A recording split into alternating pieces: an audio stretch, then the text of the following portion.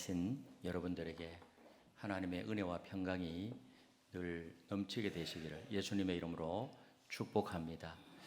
오늘은 봉사의 원리 이런 제목으로 말씀을 생각해 보면서 함께 은혜를 나누겠습니다.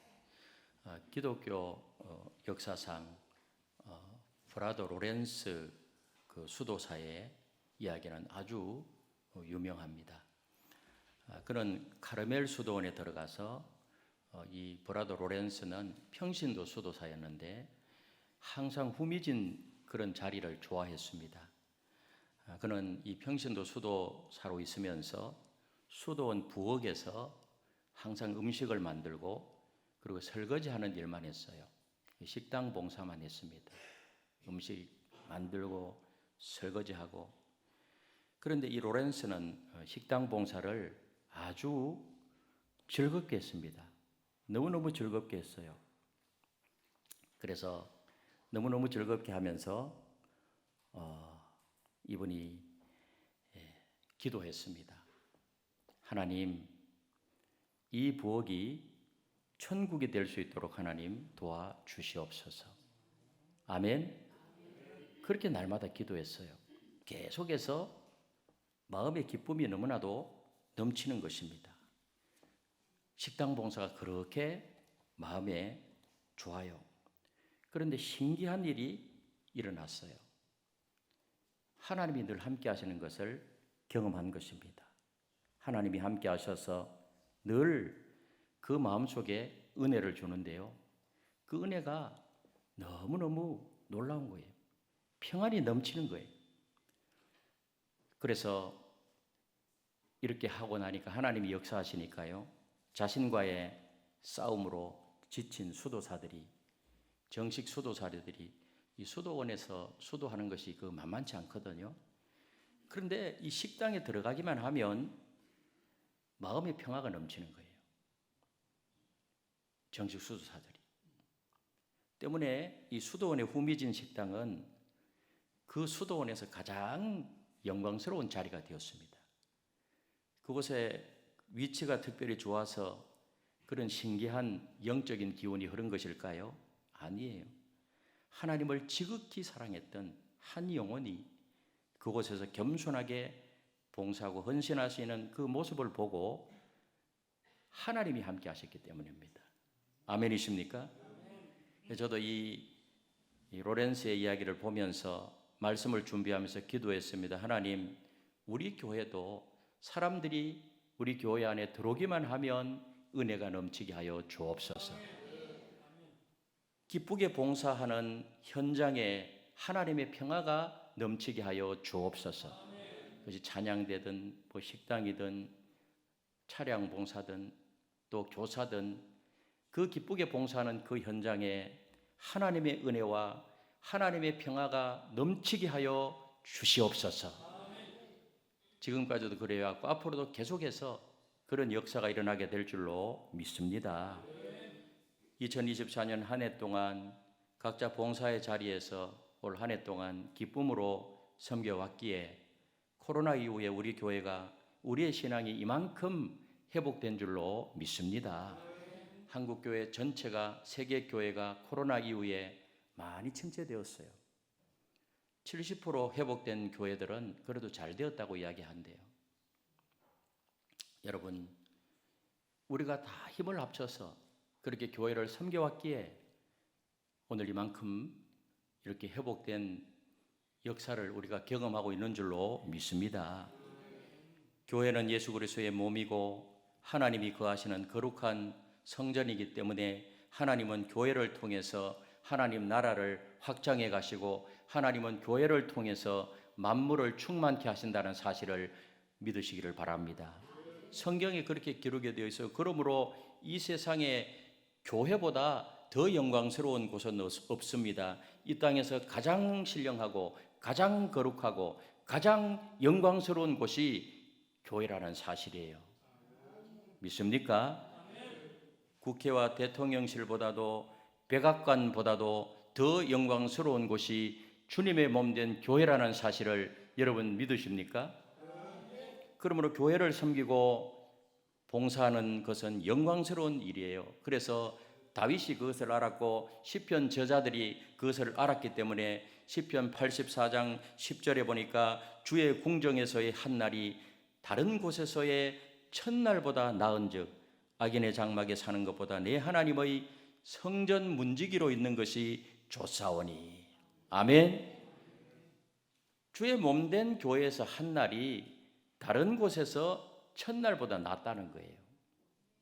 아멘.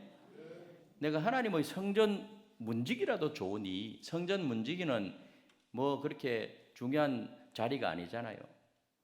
문지기로 있는 그런 일을 한다고 해도 주의 궁정에서 한 날이 좋습니다. 여러분, 우리도 그런 마음으로 우리 교회에서 봉사하는 신앙의 영광은 계속 되어야 될 줄로 믿습니다. 그래서 참 세월이 얼마나 빠른지요. 이제 인사당회를 하고 또 직분자를 임명해야 되고요.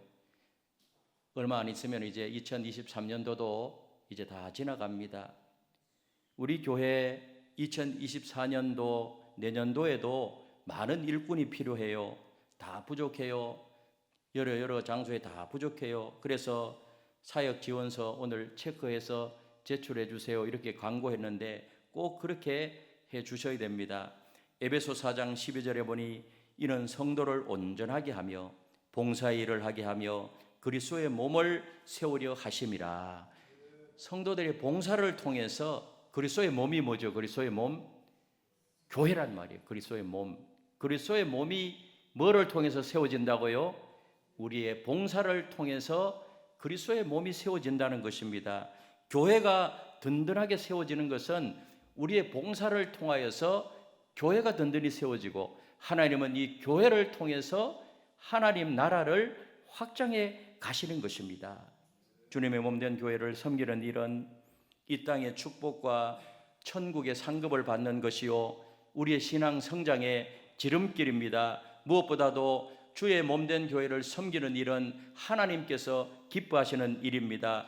그러므로 봉사의 기쁨과 보람과 가치와 의미를 깨닫게 되시기를 바랍니다. 깨닫는 것이 중요해요. 알아야 되는 것입니다. 오늘 본문 말씀은 달란트의 비유를 통해서 우리 어떤 자세로 봉사해야 하는지를 말씀하고 있습니다. 그래서 오늘 이 말씀을 보면은요, 봉사의 원리를 잘 설명하고 있어요. 봉사의 원리. 이 말씀의 원리에 따라서 우리는 봉사해야 돼요. 첫 번째로는 14절입니다. 우리 14절을 같이 읽겠습니다. 시작. 또 어떤 사람이 타국에 갈 때 그 종들을 불러 자기 소유를 맡김과 같으니, 그 종들을 불러 자기 소유를 맡김과 같으니. 주인이 종들을 불러서 소유를 맡겼어요. 이것은 청지기의 원리를 말해요. 청지기. 우리가 어떤 자세로 봉사해야 되느냐? 청지기의 원리로 봉사해야 된다는 거예요. 청지기가 뭘까요?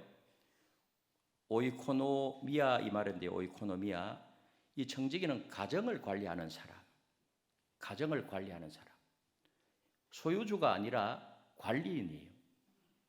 옛날에 노예 제도가 있고 종 제도가 있을 때 사실은 나온 그런 이야기예요. 그래서 청지기직은요, 주인으로부터 위임받았다는 거예요. 위임받았어. 주인이 아니에요. 그래서 어떤 주인이 타국으로 길을 떠나야 하는 일이 생겼어요. 타국이면 다른 나라잖아요. 먼 길을 가야 돼요. 해외 건물을 위해서 갔는지도 모르겠어요. 주인은 종을 거느리고 있었고 또 부재종에 투자할 그런 돈을 맡길 정도로 경제적 여유가 있었던 사람이요. 이 주인이 보면은. 그래서 주인은 좀 부자였던 것 같아요. 종도 있고 거느리고 또 경제적인 여유도 있고. 그래서 주인은 자기가 없을 때 자기가 부재 시에도 자기가 가지고 있는 자산을 운용하기로 했어요. 그래서 종들을 불러가지고 종들에게 뭐를 맡겼죠? 자기 소유를 맡겼습니다. 그래서 이걸 가지고 노력을 해라. 나중에 나오겠지만은 5달란트, 2달란트, 1달란트를 맡겼잖아요. 그리고 이 종들은 주인으로부터 위임을 받았어요. 이 위임을 받았다는 것은 주인의 것을 관리하는 그런 책임을 가지고 있다는 것입니다. 여러분, 인간은 이 세상의 소유주가 아니고 관리인이요 청직이라는 사실을 여러분 믿으십니까? 여기서 주인은 하나님이에요. 그리고 종들은 우리예요.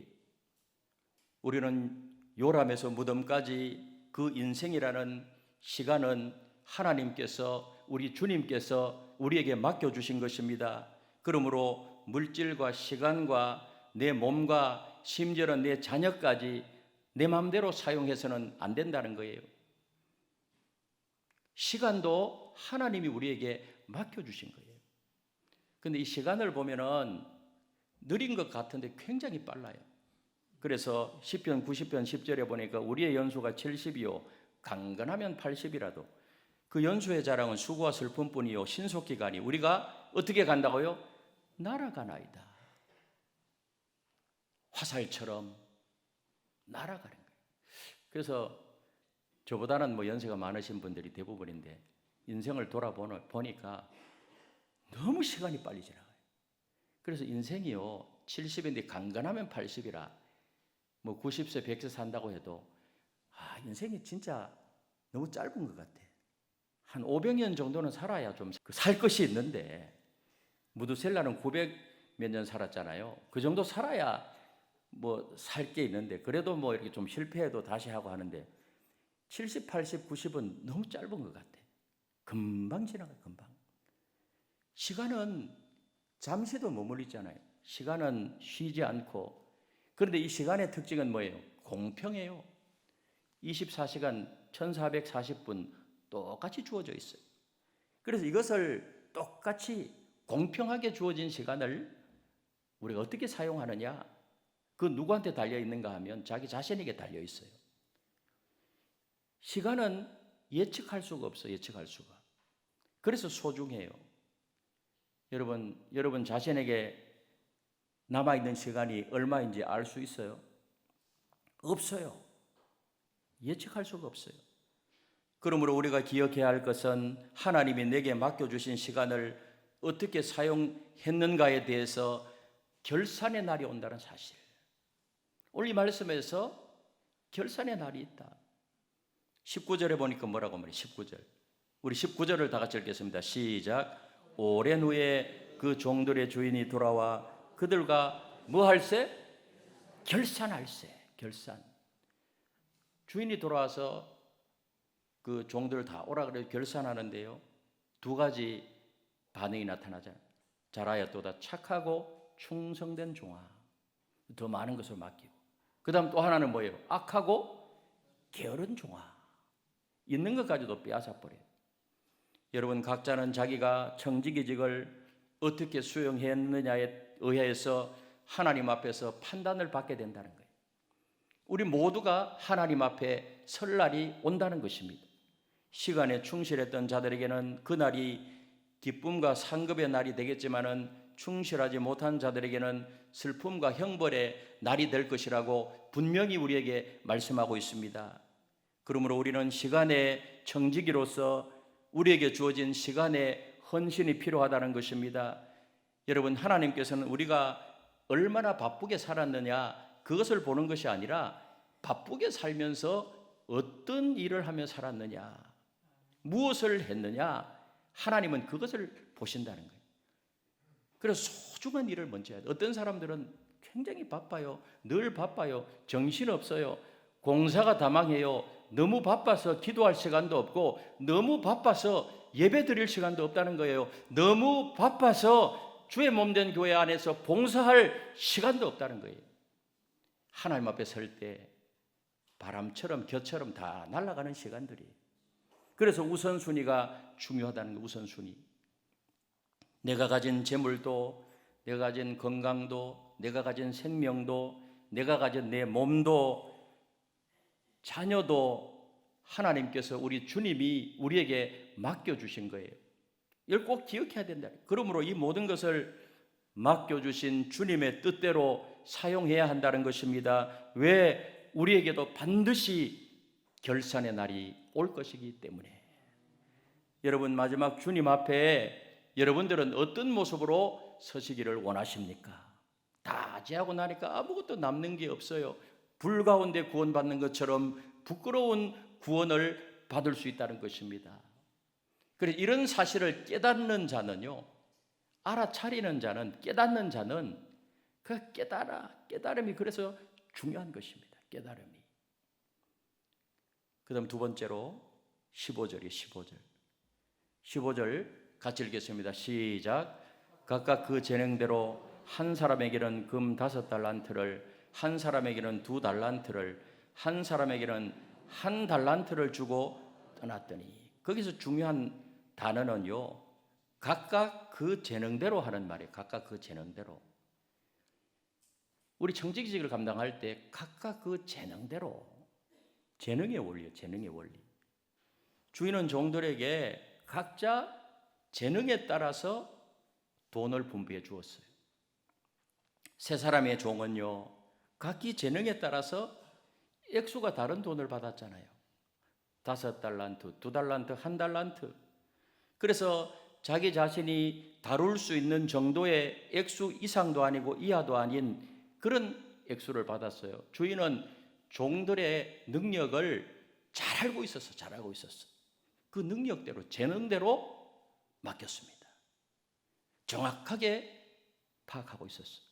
여러분, 하나님은 우리가 가지고 있는 재능, 우리가 가지고 있는 능력을 정확하게 파악하고 계시는 하나님이심을 믿으시기를 바랍니다. 돈의 액수가 다르다는 것은 하나님이 각 개인의 재능이 다르다는 것, 타고난 능력이 다르다는 것을 인정하고 그 재능대로 맡겼다는 거예요. 여러분, 사람은 누구나 하나님께 받은 재능이 있어요. 재능. 야고보서 1장 17절에 보니까 이렇게 말씀해요. 우리 같이 한번 읽겠습니다. 시작. 온갖 좋은 은사와 온전한 선물이 다 위로부터 빛들의 아버지께로부터 내려오나니 그는 변함도 없으시고 회전하는 그림자도 없으시니라. 온갖 좋은 은사와 온전한 선물이 다 위로부터 빛들의 아버지가 누구예요? 하나님이 다 주신다는 거예요. 그런데 재능에는 크게 두 가지로 분류해요. 두 가지로. 선천적인 재능이 있고 성령을 통해서 특별히 받은 후천적인 그런 재능이 있어요. 선천적인 재능은 이건 자연적인 은사라고 그래요. 자연적인 은사. 탤런트, 선천적인 재능. 그래서 이 선천적인 재능도 계속해서 우리가 개발해야 돼요. 그래서 공부도 하고 하잖아요. 인성 개발이라고. 성령을 통한 재능은 영적 은사예요.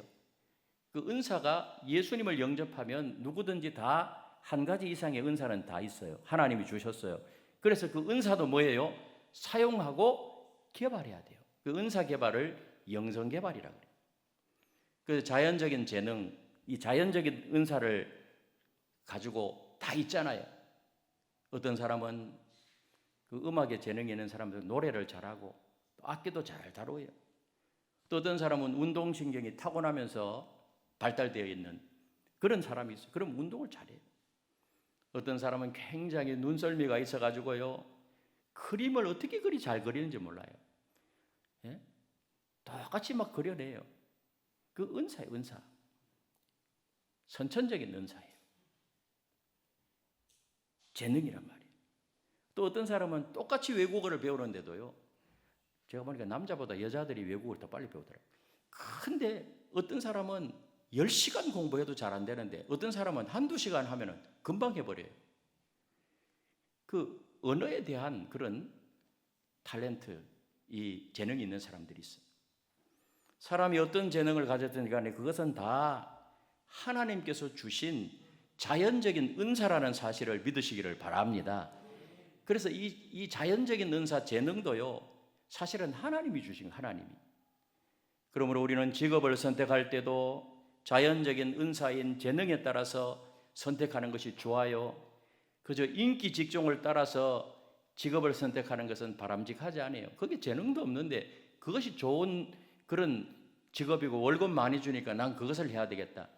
죽을 맛이죠. 돈은 많이 받을지 모르지만 그건 내 적성에 안 맞아요. 그러면 행복하지 못해요. 그러나 월급이 적어도 나에게 주어진 그런 적성, 이 재능, 내 전공, 그런 것에 따라서 직업을 가지면 그 분야에서 행복하게 일하는 거예요. 영적 은사는 뭘까요? 성령님께서 교회 유익을 위해서 특별히 주신 은사예요. 그래서 이 은사는 특별히 교회 공동체하고 특별히 관계가 되어 있어요. 왜 하나님 우리에게 은사를 주시느냐? 교회 봉사하라고 주신 거예요. 아멘. 그런데 이 은사가 종류가 여러 가지가 있잖아요. 고린도전서 12장 4절에서 11절에 보면 지혜의 말씀, 지식의 말씀, 믿음, 병 고치는 은사, 능력 행함, 예언, 영분별, 각종 방언 말함, 방언 통역, 이런 게 다 은사예요. 그리고 로마서 12장 6절에서 8절에도 보니까 은사의 내용을 쭉 소개하는데 한번 같이 읽어볼까요? 시작. 우리에게 주신 은혜대로 받은 은사가 각각 다르니 혹 예언이면 믿음의 분수대로, 혹 섬기는 일이면 섬기는 일로, 혹 가르치는 자면 가르치는 일로, 혹 위로하는 자면 위로하는 일로, 구제하는 자는 성실함으로, 다스리는 자는 부지런함으로, 긍휼을 베푸는 자는 즐거움으로 할 것이니라. 아멘. 에베소 4장 11절에서 12절에 보니까 은사에 대한 말씀이 나와요. 같이 읽겠습니다. 시작. 그가 어떤 사람은 사도로, 어떤 사람은 선지자로, 어떤 사람은 복음 전하는 자로, 어떤 사람은 목사와 교사로 삼으셨으니 이는 성도를 온전하게 하여 봉사의 일을 하게 하며 그리스도의 몸을 세우려 하심이라. 아멘. 하나님이 왜 은사를 주신다고요? 봉사의 일을 하도록 하기 위해서. 그래서 그리스도의 몸된 교회를 든든히 세우기 위하여서 하나님이 주신 재능이 어떤 것인지 간에 그것을 하나님의 나라와 그 의를 위하여 봉사 정신으로 사용해야 될 줄로 믿습니다. 모든 은사는 다르지만은요, 똑같이 필요하고 귀한 거예요. 은사는 공동체 전체 유익을 위한 것입니다. 그래서 개인의 욕심을 채우기 위해서 사용하는 그것은 가치가 없는 거예요. 여러 가지 재능이 있는 교인들이 모이는 교회, 여러분 여러 가지 꽃이 피는 아름다운 동산과 같아요. 동산에 가면은 전체를 보면은 그 동산이 너무 아름다워요. 거기는 붉은 꽃, 노란 꽃, 작은 꽃, 큰 꽃, 작은 나무, 큰 나무, 이것이 조화를 이루어서 자기에게 주어진 역할을 하게 되면 그 동산은 뭐예요? 아름다운 동산이 되는 줄로 믿습니다. 여러분, 하나님께서 나에게 어떠한 종류의 은사를 주셨든지 그 은사대로 아름다운 꽃을 피우면 되는 것입니다. 너는 왜 붉은 꽃을 피웠느냐?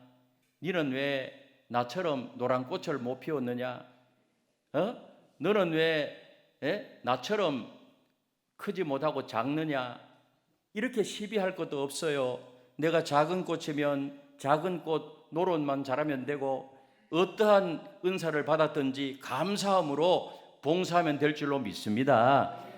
그거는 좋고 나쁜 것이 없어요. 다 좋은 거예요. 여러분, 교회 봉사하다가 왜 갈등이 일어날까요? 왜 다툼이 일어날까요? 상대방을 향해서 왜 나처럼 하지 않느냐? 그건 굉장히 어리석은 거예요.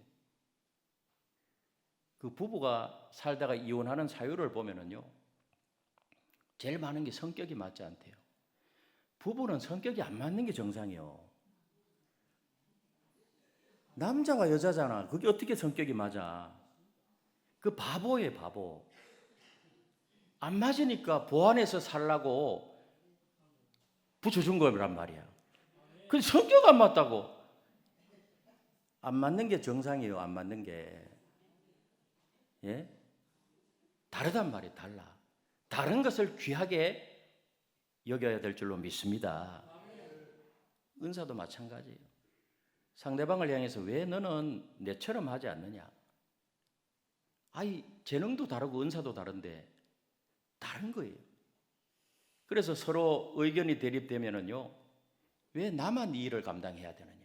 불평의 소리가 나와요. 하나님이 각자 다르게 은사를 주셨기 때문에 우리는 상대방이 나와 같기를 기대해서는 안 되고, 요거는 잘못해도 또 다른 것은 그 사람이 잘한단 말이에요. 아멘? 그래서 서로 다른 것을 협력하고 보완하고, 로마서 12장 6절에 보니 우리에게 주신 은혜대로 받은 은사가 각각 다르니, 다르다는 것을 강조하고 있어요. 달라요. 얼굴 생김새도 다르고 생각도 다르고 좋아하는 것도 다르고, 예? 내가 잘하고 좋아하는 일이라고 해서 다른 사람도 그렇게 되기를 바라서는 안 돼요. 그 사람이 더 잘 맞는 일이 있으면 그거 격려해 주고요. 여러분, 내가 맡은 것만 귀한 것이 아니라 모두 똑같이 귀해요. 그래서 교회 안에서 봉사의 자리는 다 귀한 줄로 믿습니다. 다 귀해요. 우리는 몸과 지체와의 관계예요. 우리 몸에 붙어 있는 지체가 중요하지 않는 부분이 있나요? 예? 코도 중요하고, 입도 중요하고, 귀도 중요하고, 팔도 중요하고, 맹장도 중요해요. 맹장도 필요하대요. 그렇기 때문에 비판할 것이 아니라 서로 필요하다는 사실을 깨달아야 돼요. 서로 부족한 면을 서로 도와주고 보완하고, 그래서 아름다운 동산을 만들어가는 것입니다. 그러므로 다른 사람의 은사를 존중해야 됩니다. 자기중심적으로 자기 자신이 기준이 되어서 주장하는 것은요, 그 사람은 몰라서 그래요. 무지해서 그래요. 어리석어서 그래요. 그래서 자기중심적으로 자기 주장이 강하면 그 사람들 별로 안 좋아해요. 전체 유익을 위하여 중요하지 않는 은사는 없고요.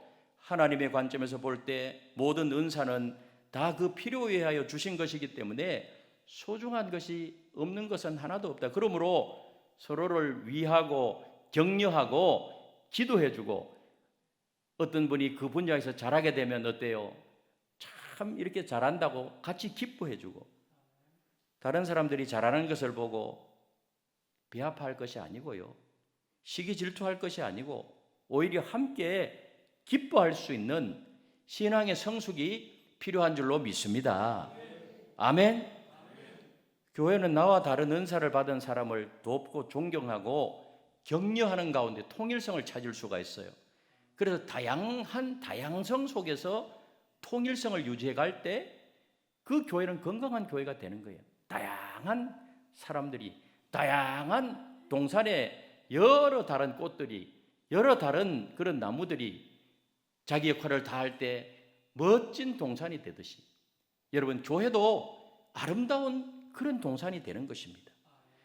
크리스티안 슈바르츠 목사님이요, 자연적 교회 성장, 교회는 어떻게 하면 성장하느냐, 성장의 조건을 갖추어 주면 교회는 저절로 성장한다는 거예요. 그래서 이분이 6대주의 산지에 있는 천여 개 교회를 대상으로 설문조사를 했어요.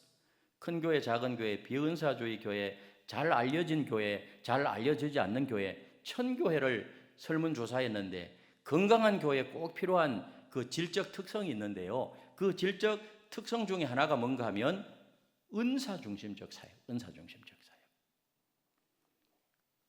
우리가 교회 안에서 자기 자신의 은사에 따라 봉사할 때 열매도 맺고 기쁨도 느끼고 보람도 느낀다는 거예요. 그러므로 우리는 나에게 주어진 은사가 뭔가, 그걸 알 필요가 있어요.